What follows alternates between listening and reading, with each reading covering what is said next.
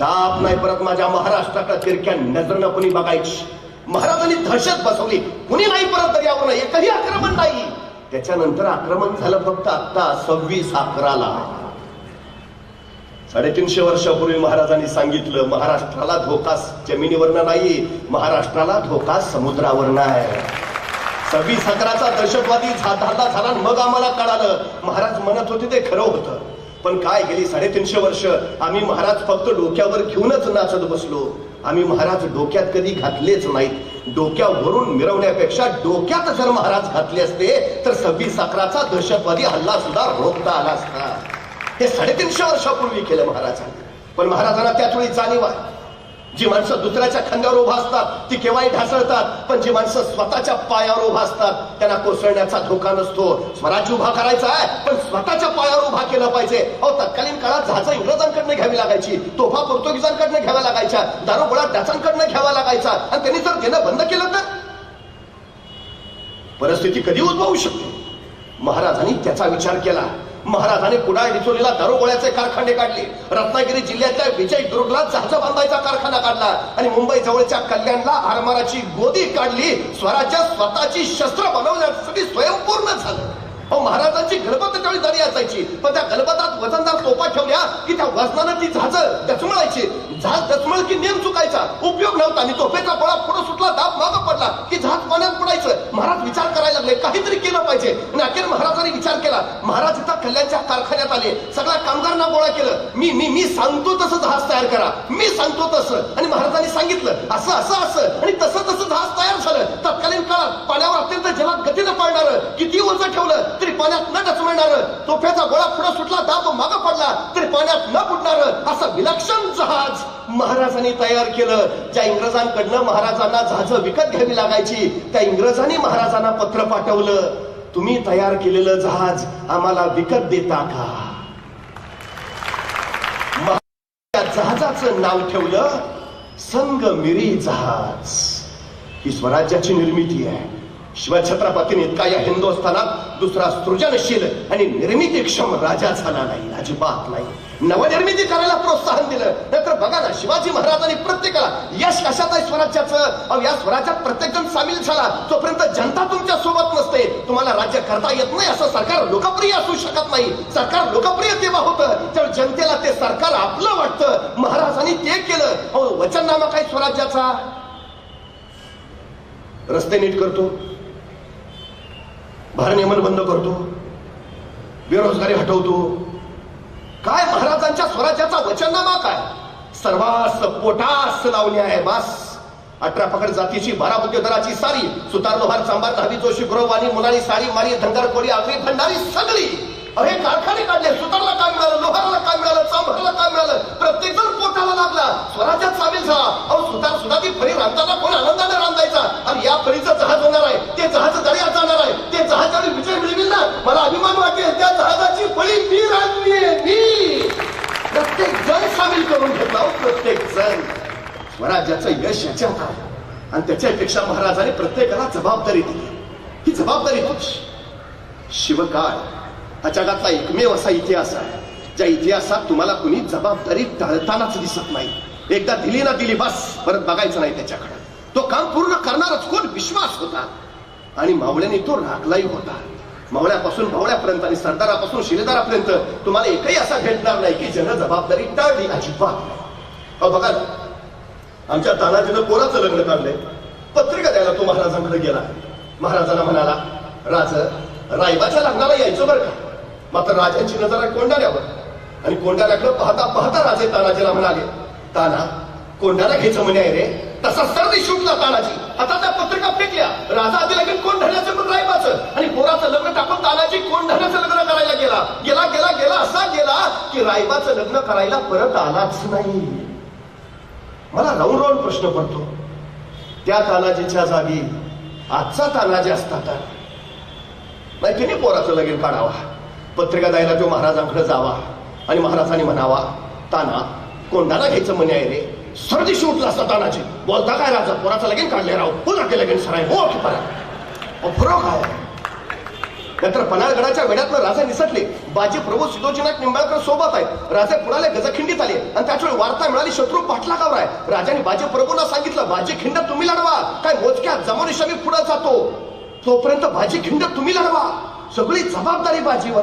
पण थोडी बाजी असं नाही म्हटले, राज सकाळपासून अंगात जरा कणकणच आहे, बाकी दुसरं कोण सापडतंय काय. जबाबदारी टाळली नाही, शिर तुटलं, पण बाजीचं धड तलवार फिरवत राहिलं. जबाबदारी पाळणं याला म्हणतात. हल्ली आमच्याकडे जबाबदारी टाळणं याच्याशिवाय दुसरा उद्योग नाही. बघा ना, या देशाच्या लोकशाहीनं 18 वर्षानंतर आम्हाला मतदानाचा मूलभूत अधिकार दिला. आमची जबाबदारी आहे देशाच्या विकासासाठी चांगली माणसं सत्तेत यावी, यासाठी आम्ही मतदान करावं. जबाबदारी आमची. किती टक्के जबाबदारी पार पाडतो? किती टक्के मतदान होतं आमच्याकडं? 30%, 35%, 40%, 45%, 50%, 55%, डोक्यावरनं पाणी 60%, म्हणजे 40% लोक आपला मतदानाचा मूलभूत अधिकार बजावत नाही, जबाबदारीच चालत नाही. आणि मग आम्ही म्हणतो देश भरकटलाय, भ्रष्टाचार वाढलाय, असं झालंय तसं झालंय. तू ग, तुला तुझी साधी मतदानाची जबाबदारी पार पाडता येत नाही, तू काय सांगतो?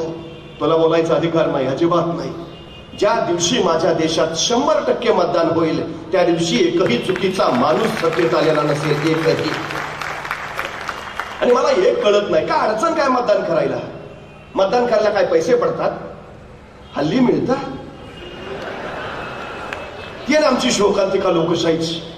अहो ते जाऊ द्या, साधी गोष्ट सांगतो तो. आमची मुलं असतात टू व्हीलरवर, गाडीवर, बाईकवर बसलेली, संकट रस्त्याने चाललेली असतात, बाहेर स्पीड, अचानक पुढे बोर्ड लागतो नो एंट्री. आता बोर्ड लावलाय नो एंट्री, प्रवेश निषिद्ध, या रस्त्यानं नका जाऊ, तरी मागचा पुढच्याला म्हणतो घाल की, त्याला काय होत आहे, ते घालतं नो एंट्री गाडीत. मग ते हवालदाराला येतो, पावती फाडा. मागचा म्हणतो साहेब घ्या ना मिटवून, नाही 300ची पावती फाडा. हो साहेब घ्या ना मिटवून, नाही पावती फाडा. हो साहेब घ्या ना मिटवून. मग यांचं कसं कसं मिटवलं जातं. त्यांची गाडी तिथून जरा पुढे येते आणि गाडी जरा पुढे आली की मग मागचा पुढच्याला म्हणतो भ्रष्टाचार जास्तच वाढलाय नाही, हवालदार काय तुझ्या घरी आलता का? ते बिचारा निमूटपणे त्याची ड्युटी करतोय, त्यालाही कामाला लावला. शर्टाचं पहिलं बटन चुकलं की बाकीची बटणं आपोआप चुकत जातात, आणि शर्टाचं पहिलं बटन बरोबर लागलं, बाकीची बटणं न बघताही बरोबर लागतात. पहिली चूक आपली असते, आपण सरळ चाललो ना, बाकीचे दोरीतच चालणार. गरज आहे आपण सरळ चालायची, आपण आपली जबाबदारी पार पाडायची. अहो तो जपानी माणूस केळाची साल सुद्धा कधी जमिनीवर टाकत नाही, चुकून टाकत नाही. तो मातृभूमी आहे माझी, आई आहे माझी, तिच्या अंगावर केळाची साल टाकायची, हिचा अपमान केल्यासारखं नाही का? अहो केळाची साल टाकत नाही तो जमिनीवर, थुंकायचं लांबच. आमच्याकडे जिथं बोर्ड येते थुंकू नका, तेच रंग जास्त. काय जबाबदारी पाहतो आम्ही. अहो या मागच्या उन्हाळ्यात काही लोकांनी पानपोया काढल्या, म्हणजे आल्या गेल्या लोकांची तहान भागावी म्हणून पानपोया काढल्या. पानपोईवर ग्लास ठेवला, पण ग्लास सुद्धा साखळीने बांधून ठेवला. का? गॅरंटी नाही माणूस पाणी पिल पण ग्लास ठेवेल का? अरे काय प्रकार आहे. अहो शिवाजी महाराजांना पन्हाळा घ्यायचा आहे, पण पन्हाळ्यावर दुश्मन आहे 36,000, आणि महाराजांची सगळी फौज गोळा केली तर भरेल कशबशावगी 7,000, आणि महाराज 7,000 फौजेच्या बळावर 36,000 दुश्मन असलेला पन्हाळा घ्यायचं म्हणतायत. महाराजांनी बैठक बोलावली. अनाज दत्तो, मोरोपंत, प्रल्हादपंत, बळाचावची, तानाजी, येसाची, कोंडाची, कडतोजी सगळे समोर, आणि महाराजांनी विचारलं पन्हाळा घ्यावा म्हणतो, पण पन्हाळ्यावर दुश्मन 36,000, कोण जातो, कोण जातो, कोण घेतो पन्हाळा? अहो सगळे चिडीचूप. दुसऱ्याच्या मतदारसंघात जाऊन निवडून येणं सोपं आहे का? 36,000 दुश्मन आहे तिथं. महाराजांनी पुन्हा विचारलं कोण जातो, कोण जातो, कोण घेतो पन्हाळा? तसा उठून उभा राहिला कोंडाची. महाराज म्या जातो, म्या घेतो पन्हाळा. भले पट्टी शाबास, कोंडाची घ्या घ्या घ्या, तुम्ही पन्हाळा घ्या. वा.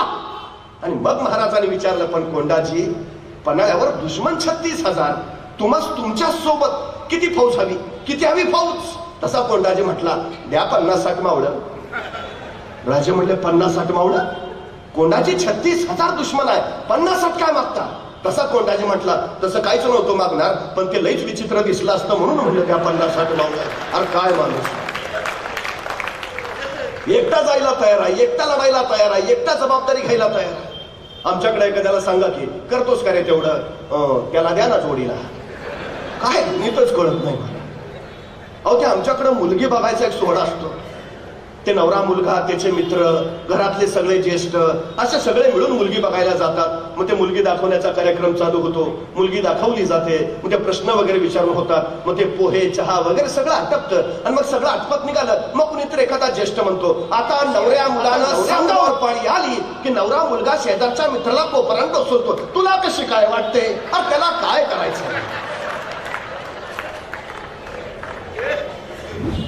तेवढी तरी जबाबदारी घे ना.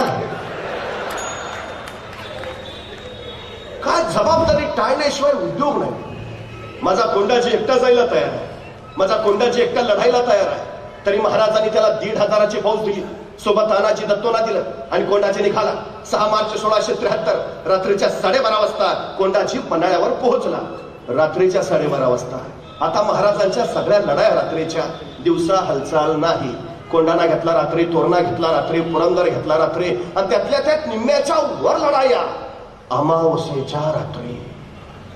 म्हणजे दिवस शुभ आहे का, मुहूर्त काढलाय का, प्रस्थानाची वेळ काय, प्रकार नाही. हल्ली आमच्याकडे फॅड बाहेर, आमच्या घरातला करता माणूस कामाला बाहेर पडतो, 5-6 पावलं जातो, 7व्या मिनिटाला परत घरात. बायको विचारते काय झालं? मांजर आडवं गेलं. मला राऊंड राऊंड प्रश्न पडतो, त्या मांजरला काय वाटत असेल हे आडवं गेलं?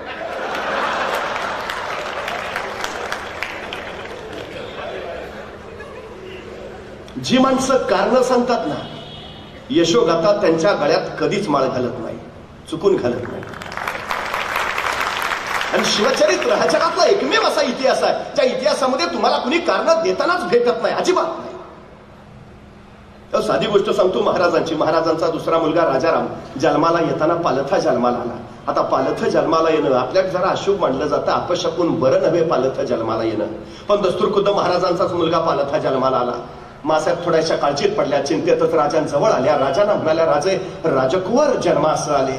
आता राजकुवर म्हणजे पुत्र, मग तुम्हास मुलगा झाला. पण मासाहेब थोड्याशा काळजीनं म्हणाल्या, पण राजे राजकुवर पालथे जन्मास आले. आता दुसरा कुणी असता तर म्हणलं असता झालं आमच्याच नशिबात का.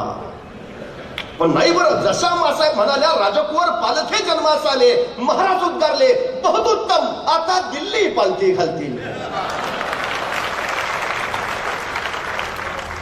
पालथे जन्मास आले, आता दिल्ली पालथी घालतील. हा सकारात्मक दृष्टिकोन आहे. शिवचरित्रात तुम्हाला जागोजागी तो दिसतो. माझा कोंडाची तो दृष्टिकोन घेऊन आलाय. रात्रीच्या 12:30 वाजता आलाय. आता महाराजांनी त्याला 1,500ची फौज दिली. किमान दिलेल्या 1,500 फौजेचा तरी वापर करावा का नाही? त्याने अनाज दत्तोना सांगितलं, अवघं 60 गडी माझ्या संगती द्या, बाकीचं हतच पाय त्याला पांगून पांगून उभा करा आणि प्रत्येकाच्या हातात 4-4, 5-5 मशाली द्या. अनाज दत्तो म्हणले ठीक आहे. सगळी माणसं पायथ्याला पांगून पांगून उभा केली. प्रत्येकाच्या हातात 4-4, 5-5 मशाली दिल्या आणि अवघे 60 गडी घेऊन कोंडाची गडाच्या मागच्या बाजूला गेला. एक कडा हेरला, दोर फेकला. मराठे सरसर वर चढले. वरचे पेंगुळलेले पारेकरी सपासप कापून काढले. खुलेआम कत्तला रमली. आकृष्कींकडे आरोडा रक्ताच्या चरकड्या मुर्द्यांसाठी प्रतांचं खात यात्रांचा हल्ला कडोळ उडाला. तोपर्यंत कोंडाची बेफाट पळत सुटला. त्या किल्लेदाराच्या महालात किल्लेदार जागा व्हायच्या आधी त्याच्या छतावर पाय दिला आणि कोंडाची कडाडला.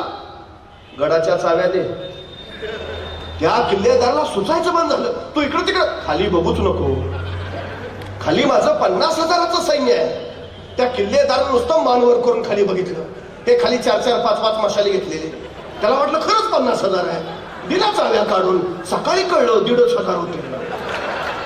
करतो काय?